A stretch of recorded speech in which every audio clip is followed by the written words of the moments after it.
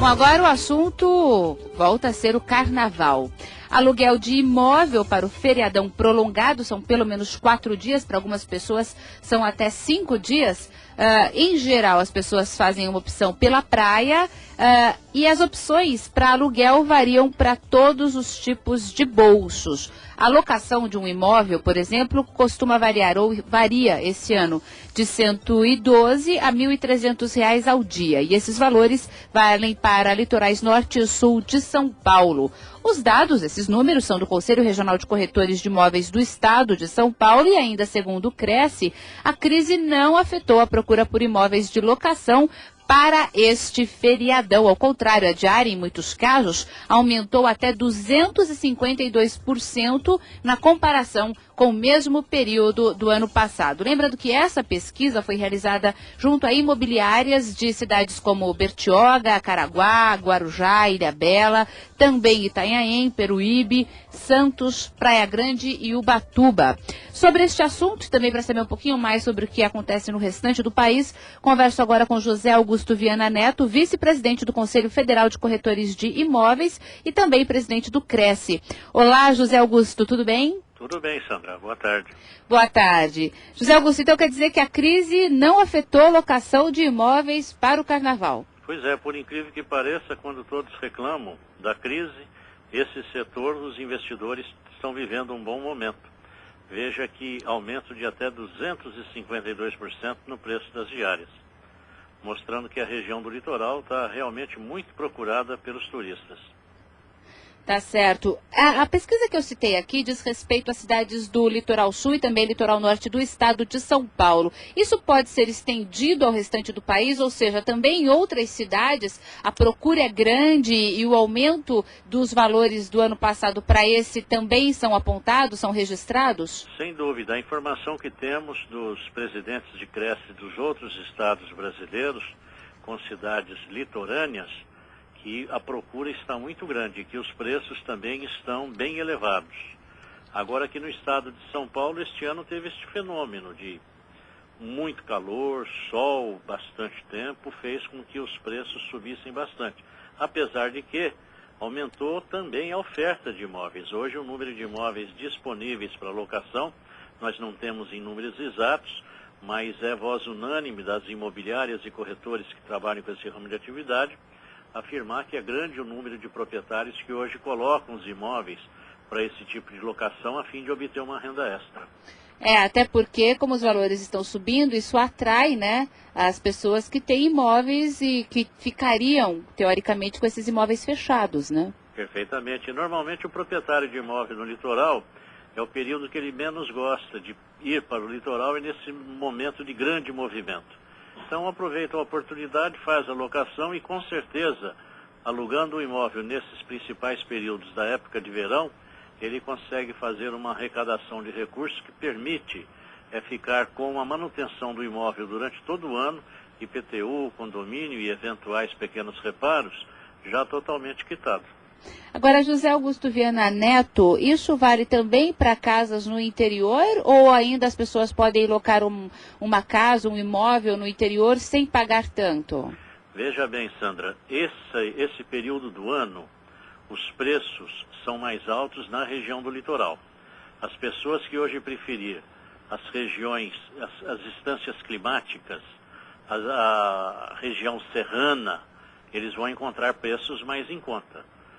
E a disponibilidade de imóvel, a notícia que temos, as informações que temos, a disponibilidade de chalés, pequenas chácaras, cidades como Atibaia, Campos do Jordão, Serra Negra, Águas de Lindóia e em outras cidades turísticas do Brasil. Também, não sendo litoral, há disponibilidade com preços até mais vantajosos, porque nesta época do ano a preferência do público realmente é litoral.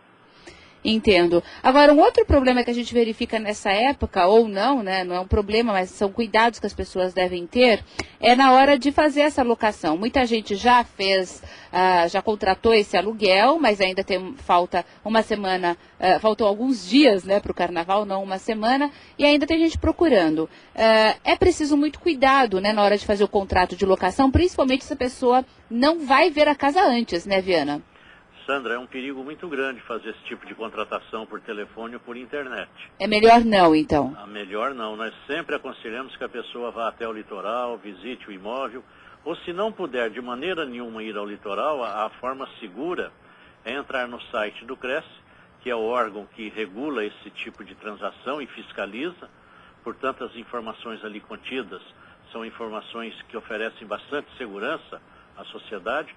Então, a pessoa entra no site do CRES, procura uma imobiliária ou um corretor de imóveis naquele município que ele pretende passar aqueles dias e faz a contratação através desse expediente. Porque, pelo menos, quem está exposto no site do CRES é certeza absoluta que tem aquele endereço, aquele telefone. E a pessoa lá, evidentemente, responderá pela evicção das afirmações feitas através de internet e telefone. Então, esta forma, sem dúvida, ela se traduz de uma forma mais segura. E é importante que as pessoas saibam que todos os anos a ação de golpistas se repete nesse período.